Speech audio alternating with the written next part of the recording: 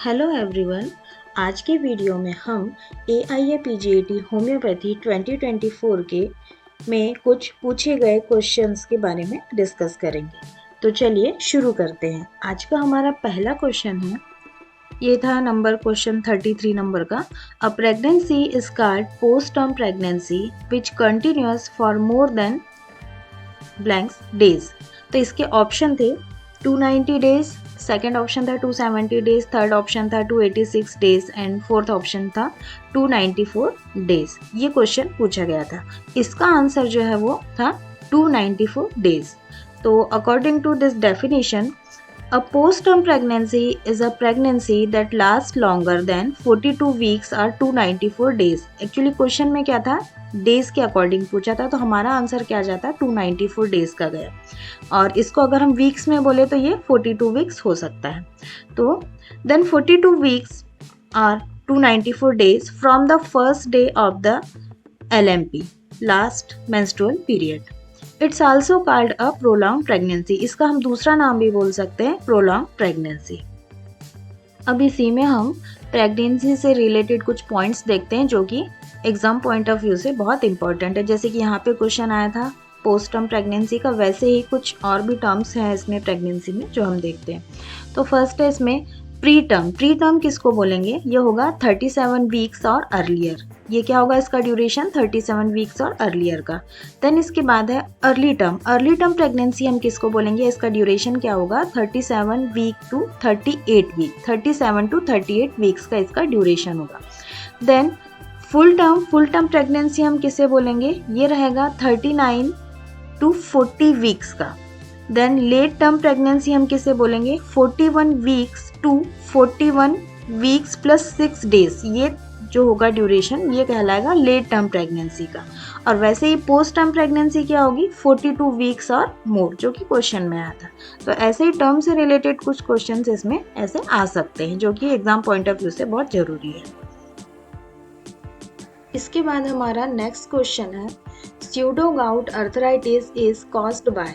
Option है monosodium urate, calcium pyrophosphate, calcium apatite and calcium oxalate. तो इसका answer है कैल्शियम पायरोफॉस्फेट। अब एक कैल्शियम पायरोफॉस्फेट क्या होता है, स्यूडो गाउट अर्थराइटिस में कैल्शियम पायरोफॉस्फेट के क्रिस्टल्स जॉइंट के फ्लूइड एंड कार्टिलेज में बनने लगते हैं, जिससे कि जॉइंट्स में sudden pain, swelling and stiffness जैसे सिम्टम्स देखने में आते हैं। स्यूडो गाउट अर्थराइटिस का दूसरा नाम CPPD भी है, जिसका फुल फॉर्म है कैल्शियम पायरोफॉस्फेट डिपोजिशन डिजीज। तो ये था कैल्शियम पायरोफॉस्फेट। अब देखते हैं ये मोनोसोडियम यूरेट, कैल्शियम एपेटाइट और कैल्शियम ऑक्सलेट क्या होता है। ये भी एक प्रकार के मिनरल क्रिस्टल्स होते हैं, जिनके हमारे बॉडी टिश्यूज में डिपॉजिट होने पर उनसे होने वाली रिलेटेड डिजीज के सिम्टम्स आने लगते हैं। जैसे कि मोनोसोडियम यूरेट, इसके क्रिस्टल तब बनने लगते हैं जब हमारे ब्लड में यूरिक एसिड का लेवल हाई हो जाता है और ये क्रिस्टल हमारे छोटे छोटे जॉइंट्स में डिपॉजिट होने लगते हैं और गाउट नाम की डिजीज प्रोड्यूस करते हैं। वैसे ही कैल्शियम ऑक्सलेट, ये किडनी में होने वाला स्टोन है। ये हमारे बॉडी टिश्यूज में कैल्शियम और ऑक्सलेट के क्रिस्टल्स के एक साथ स्टक होने पर बनता है और डिपॉजिट होते रहने पर रीनल स्टोन डेवलप करता है। अब बात करते हैं कैल्शियम एपेटाइट की। ये भी एक प्रकार का मिनरल है। इसके क्रिस्टल्स कनेक्टिव टिश्यू जैसे मस्कुलोस्केलेटल टिश्यू में बनने लगते हैं, बट कॉमनली ये रोटेटर कफ को ज़्यादा इफेक्ट करता है। इस प्रकार की कंडीशन को हम CADD या फिर कैल्शियम एपेटाइट डिपोजिशन डिजीज कहते हैं। तो ये थे क्वेश्चंस में पूछे गए 4 प्रकार के crystals, monosodium urate, calcium pyrophosphate, calcium apatite and calcium oxalate, जो कि हमारी बॉडी में डिफरेंट पार्ट में डिपॉजिट होने पर डिफरेंट टाइप की डिजीज प्रोड्यूस करते हैं।